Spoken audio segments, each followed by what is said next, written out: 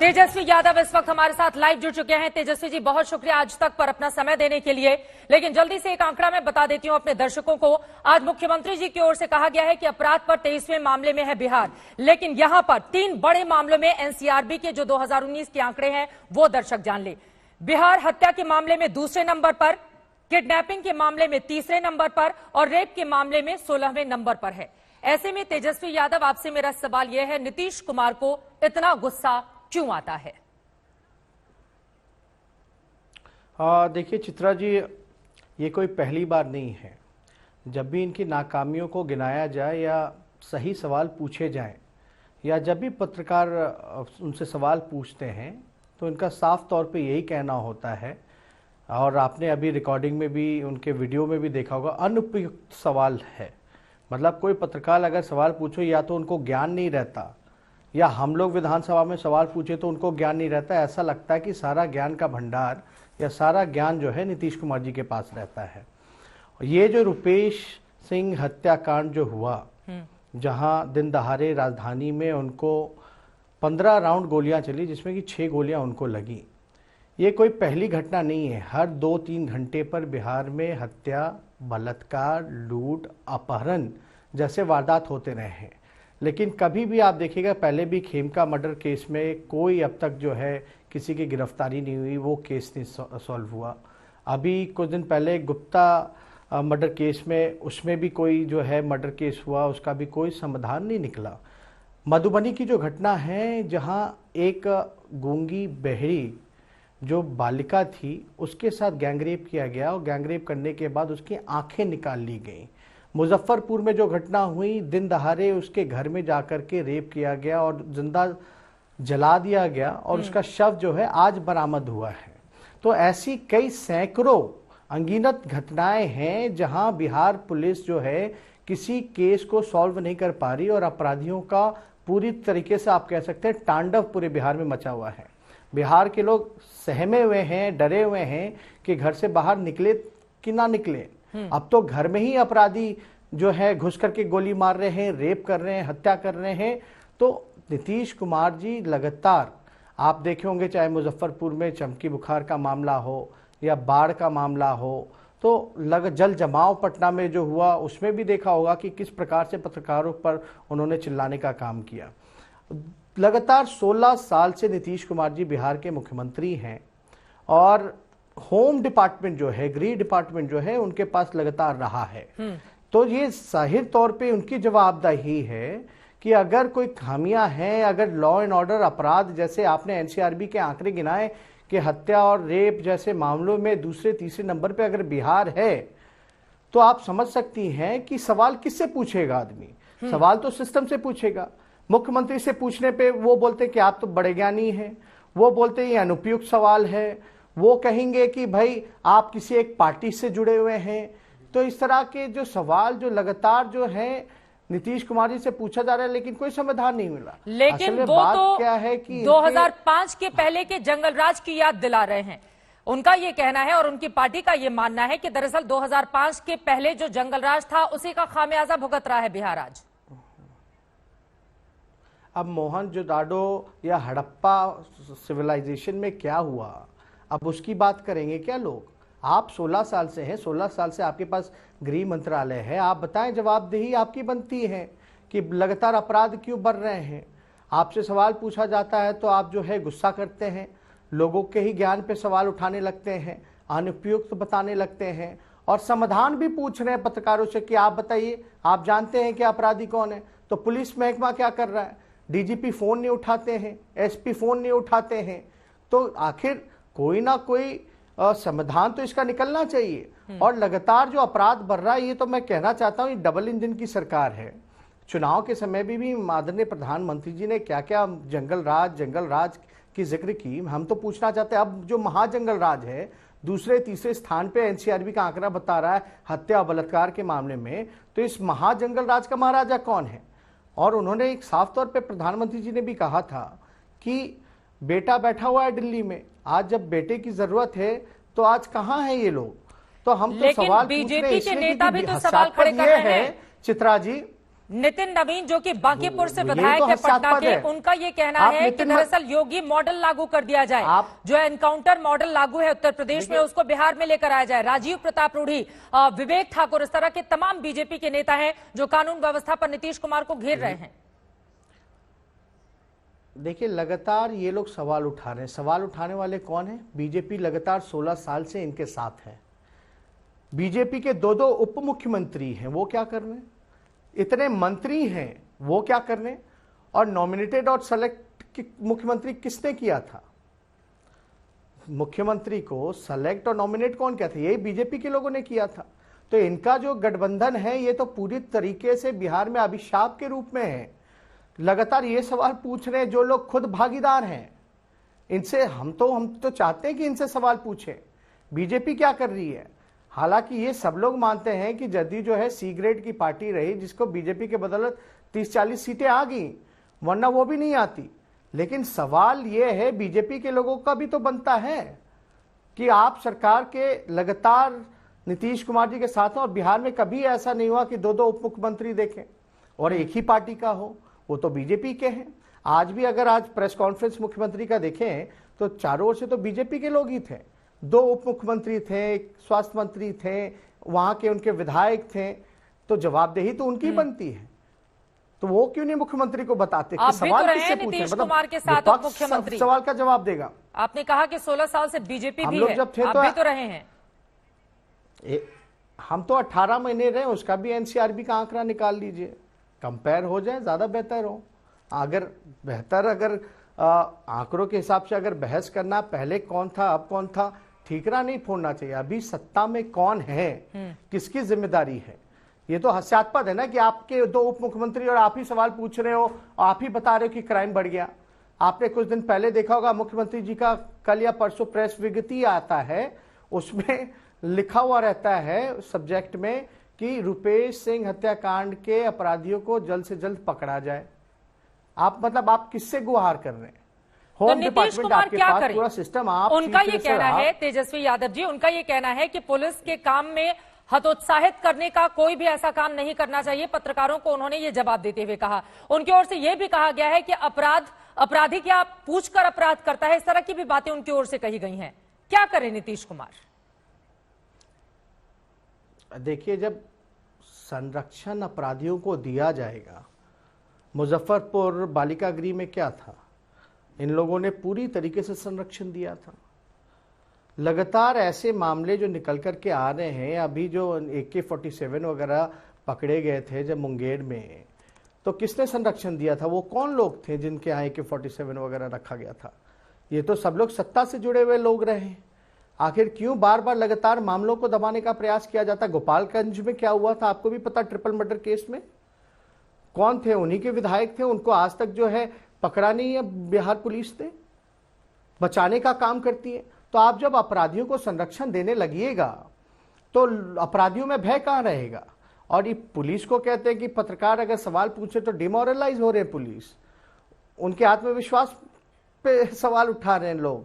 तो हम तो ये कहना चाहते हैं, जब आप जैसे लोग अब सत्ता में रह के अपराधियों को संरक्षण दोगे तो पुलिस का क्या हाल हो जाता है? आजकल तो पुलिस का एनकाउंटर हो रहा है, पहले अपराधियों का एनकाउंटर होता था, आजकल तो थानेदारों का एनकाउंटर हो जा रहा है।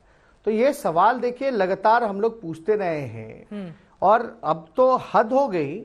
जो 1.5 महीने का बजट सत्र जो आता है, इतने ज्वलंत मुद्दे हैं बिहार के पास, कोरोना काल है, अब ये चाहते हैं कि 1.5 महीने का जो परंपरागत ट्रेडिशनल वे में जो सत्र चलता था उसको कम कर दिया जाए, उसको जो है 2-3 दिन में ही निपटा दिया जाए। तो अगर जनप्रतिनिधि या हमें जो प्लेटफॉर्म मिलता है, जो डेमोक्रेसी में कॉन्स्टिट्यूशन के हिसाब से जो राइट है कि सदन इतना लंबा चलना चाहिए, वो ऐसा तो क्यों आप करना जो है चाहेंगे? सदन को आप खत्म करना चाहते हैं। पहला सवाल। और दूसरा सवाल रुपेश हत्याकांड से जुड़ा हुआ, क्योंकि आप सरकार की पुलिस पर सवाल उठा रहे हैं, नीतीश कुमार को लेकर सवाल खड़े कर रहे हैं। अगला सवाल मेरा यह है, क्या पूरे मामले को सीबीआई को सौंप देना चाहिए? देखिए, पहला सवाल वो क्यों ऐसा कर रहे हैं, क्योंकि उनके पास कोई जवाब नहीं है। सदन में पिछले बार भी आपने देखा था, सदन में भी किस प्रकार से हमारे सवाल जो उठाए गए थे उस पर बौखलाहट, झंझलाहट, सब जुझलाहट, सारी चीजें निकल करके आई थी। उनके पास कोई भी, यहाँ इतनी बड़ी समस्या बिहार में है, लगातार हम लोग पिछड़े राज्य हैं और पीछे होते जा रहे हैं, कोई विकास का काम नहीं है, इनके पास पैसा नहीं है, रेवेन्यू कुछ नहीं आ रहा, लॉ एंड ऑर्डर बद से बदतर है, इसलिए इनके पास कोई सवाल का जवाब नहीं है देना। और हम पहले दिन से ही चुनाव में भी ये कहते थे मुख्यमंत्री थके हुए हैं, इनसे अब बिहार संभल नहीं रहा, जो कि अब सामने आ रहा है। जहां तक सीबीआई जांच की मांग है, आप समझ सकते हैं कि रुपेश सिंह के जो बेटे हैं वो मात्र 4 साल के हैं, उनसे जब सवाल पूछा गया तो उन्होंने कहा नहीं, बिहार पुलिस पे हमको भरोसा नहीं है, सीबीआई जांच होनी चाहिए। तो आप समझ सकते हैं, जहां 4 साल का बेटा उनका कह रहा कि सीबीआई जांच होनी चाहिए, तो क्या माहौल होगा पूरे बिहार में कि कोई विश्वास बिहार पुलिस पे नहीं कर पा रहा है। तो ये आप अंदाजा लगा सकते हैं। आप भी चाहते हैं हम लोग सीबीआई तो पूरे चाहते मामले की हैं जांच निष्पक्ष करे? जांच हो, अपराधी, देखिए जांच होनी चाहिए, इसकी सीबीआई जांच हो, और उससे बड़ी कोई जांच भी नहीं। हम तो चाहते हैं कि भाई अच्छे तरीके से, ईमानदारी से निष्पक्ष जांच हो, ताकि अपराधी जल्द से जल्द पकड़े जाएं। लेकिन जो इकबाल जो होता है मुख्यमंत्री का, वो पूरी तरीके से खत्म हो चुका है। अब मैं आगे बढ़ते हुए, अगर उनका इनकी कोई इकबाल नहीं सुनता। तेजस्वी यादव जी खत्म हो चला है, अगर मुख्यमंत्री जी बिल्कुल थके हुए हैं, किसी काम के नहीं है, तो सवाल मेरा यह है, फिर आरजेडी की ओर से क्यों बार बार यह कहा जाता है कि मुख्यमंत्री की कुर्सी तेजस्वी यादव को दे दीजिए, 2024 में प्रधानमंत्री के लिए आरजेडी समर्थन करेगी? आपके ही नेताओं की ओर से इस तरह के बयान क्यों आते हैं फिर? देखिए, कोई कौन क्या बोलता है, लेकिन पार्टी का ऑफिशियल बयान ये नहीं रहा है। आप हमारा भी बयान अगर आप सुनेंगे तो हमने हर एक प्लेटफॉर्म पे, या लास्ट टाइम जब भी इस मामले में हमने उत्तर दिया था, तो हमने साफ तौर पे बोला था जिसके खिलाफ मैंडेट है, जो तीसरी नंबर की पार्टी है, जिसका नीति नहीं, जिसका सिद्धांत नहीं, कोई विचारधारा नहीं, उससे ये सवाल ही पूछना गलत है कि हम लेंगे कि नहीं लेंगे। यानी कोई मतलब ही नहीं है कि उनके समर्थन का हम करें, उनका समर्थन लें या ना लें। ये तो बात ही, ये प्रश्न ही गलत है। हम पूरी तरीके से अपना जो महागठबंधन था, चुनाव के बीच गए थे, उस दौरान भी हमने कहा था, उस समय भी लोग कयास लगा रहे थे कि भाई अगर बाद में पोस्ट पोल अलायंस का ज्यादा जिक्र कर रहा था, पोस्ट पोल अलायंस में क्या होगा, तो उस समय भी हमने साफ तौर पे इनकार किया था। तो कोई सवाल पैदा नहीं होता। हम लोग बस इतना चाहते हैं कि ये जो माहौल पूरे बिहार में जो बनता जा रहा है, बच्चियों पर अपराध बढ़ता जा रहा है, दिन दहाड़े लूट, हत्या, अपहरण, डॉक्टरों की अपहरण हो रहा है, उनसे फिरौती मांगी जा रही है, व्यवसायिकों को खुलेआम धमकी दी जा रही है, मार दिया जा रहा है। तो इस तरह के सिचुएशन में मुख्यमंत्री, जिसके पास एक अहम मंत्रालय गृह विभाग है, अगर नहीं संभल रहा तो आप किसी और को दे दीजिए। आपने पनिश किसको किया? अगर इसी तरीके से अपराध बढ़ते जाएंगे, कोई केस सॉल्व नहीं होगा, तो आप क्या कार्रवाई कर रहे हैं? कोई कठोर कार्रवाई तो नजर आना चाहिए। नीतीश कुमार से बिहार नहीं संभल रहा है, और इसके पीछे आप बार बार वही बातें कह रहे हैं कि वो बिल्कुल थक गए। नहीं चित्रा जी, ये मेरे को नहीं, ये पूरे बिहार के लोग और बीजेपी के लोग का भी यही कहना है ना। आज बीजेपी के लोग अगर लॉ एंड ऑर्डर पे अगर सवाल उठा रहे हैं, तो उनका कहने का मतलब यही है कि नीतीश कुमार से बिहार नहीं संभल रहा। जब उन्हीं के अलायंस पार्टनर जो बड़े भाई के रूप में हैं, जो बड़े भाई ने छोटे भाई को बना करके बैठाया है, तो ये सवाल तो उनके लिए भी है। तो मतलब आप क्या चाहते हैं? बड़ा भाई बड़े भाई के रूप में आ जाए, पूरा बड़े भाई को बड़े भाई वाली कुर्सी मिल जाए? नहीं, हम कुछ नहीं चाहते। ये लोग तो चोर दरवाजे से आए हैं, लेकिन अब आ गए हैं तो कम से कम कुछ बिहार का भला करें। डबल इंजन की सरकार है, कौन सा ऐसा काम हो रहा है? और हमने तो पहले ही कहा, ये गठबंधन जो है 16 साल से जो नीतीश कुमार जी और बीजेपी का चल रही है, बिहार के लिए अभिशाप के रूप में है। कोई काम नहीं हो रहा। बिहार को स्पेशल राज्य का दर्जा नहीं मिल रहा, पटना सेंट्रल यूनिवर्सिटी को सेंट्रल का दर्जा नहीं मिल रहा, आप विशेष पैकेज की बात कर लीजिए, तो कहां कौन सा ऐसा काम हो रहा है? आप आयुष्मान योजना के तहत फंड की बात कर लीजिए, तो कोई काम तो हो ही नहीं रहा, सारा रुका हुआ है। अगर कोई काम नहीं हो रहा है, फिर मेरा अगला सवाल, कांग्रेस के साथ मिलकर आपने चुनाव लड़ा, उन्हीं के विधानमंडल दल के नेता है अजीत शर्मा, उनको विकास पुरुष नजर आ रहा है नीतीश कुमार में। नहीं, अब क्या नाम बताया आपने? अजीत शर्मा बिहार विधानमंडल में कांग्रेस पार्टी के नेता हैं जी, वो विकास पुरुष बोल रहे हैं मुख्यमंत्री को। हमने उनका बयान देखा नहीं है अभी तक। और जहां तक बात है, लास्ट टाइम हमारे साथ, हम लोगों के साथ ही बैठक में रहे, उन्होंने तो हर एक प्लेटफॉर्म पे नीतीश कुमार जी और उनके सरकार को क्रिटिसाइज किया है, और कुछ दिन पहले ही हमसे मिलकर के गए हैं, उन्होंने भी बोला है, और आज भी सभी लोगों ने राजभवन मार्च की है, कांग्रेस के नेताओं ने। ठीक है, कुछ और महत्वपूर्ण राजभवन सवाल मार्च हैं की है जिसका और जवाब साथ मैं में चाहूंगी कि जल्दी जल्दी आप दे दें। किसानों के साथ सरकार की बातचीत आज भी बेनतीजा रही, एक और तारीख निकलकर सामने आ गई है। एमएसपी को लेकर तीनों कानूनों को रद्द करने को लेकर किसान अड़े हुए हैं, सरकार बीच का कोई रास्ता निकाल नहीं पा रही है। इसके पीछे की बड़ी वजह क्या देखते हैं आप? देखिए अब रास्ता साफ है कि जो किसानों की जो मांग है वो जायज है। एमएसपी की जहां तक बात है, मूल्य सपोर्टिंग प्राइस की जहां तक बात है, वो किसानों को मिलना चाहिए। आज जो किसानों की दयनीय स्थिति, जो अगर मैं खासतौर पे बिहार की बात करूं तो एपीएमसी कानून 2006 में जो नीतीश कुमार जी ने बाजार समिति हो या आपकी मंडी हो, वो व्यवस्था खत्म कर दी, जिसके वजह से बिहार के किसान गरीब होते चले गए, मजदूर बन गए, और अब जो है इतने कमजोर हो गए हैं कि आवाज तक नहीं उठा पा रहे हैं। जो स्थिति है दयनीय है। जो एमएसपी बिहार में 2 फसलों पे धान वान को लेकर के जो है एमएसपी फिक्स है, 1850 रुपए जो है वो मिलना चाहिए, लेकिन इनकी मजबूरी है कि वो 700 में 800 में बेच रहे हैं बिहार के किसान। और जो पैक्स हैं, ये लोग जो इनको जो करना चाहिए था वो पूरी तरीके से प्रोक्योरमेंट कर नहीं पा रहे हैं। तो ये निजीकरण जो किया जा रहा है, जमीन आज खतरे में है किसानों का। मतलब आप कह रहे हैं कि सरकार को किसानों की बात पूरी तरह से मान लेनी चाहिए, आप ये कह रहे हैं? जल्दी से एक और सवाल है, टाइम हमारे पास कम है। सरकार तो जी, मेरा अगला सवाल ये कहती है कि 2022 में उनका, अब जल्दी से बंगाल को लेकर एक सवाल मैं आपसे पूछना चाहूंगी। कैसे होगा? जैसे बिहार में कांग्रेस के साथ आपने गठबंधन किया, टीएमसी भी क्या कांग्रेस पार्टी के साथ गठबंधन कर ले? क्योंकि वहां से भी इस तरह की आवाजें निकलकर सामने आ रही हैं, बीजेपी मजबूत होती जा रही है, तो क्या देख रहे हैं आप वहां पर विकल्प?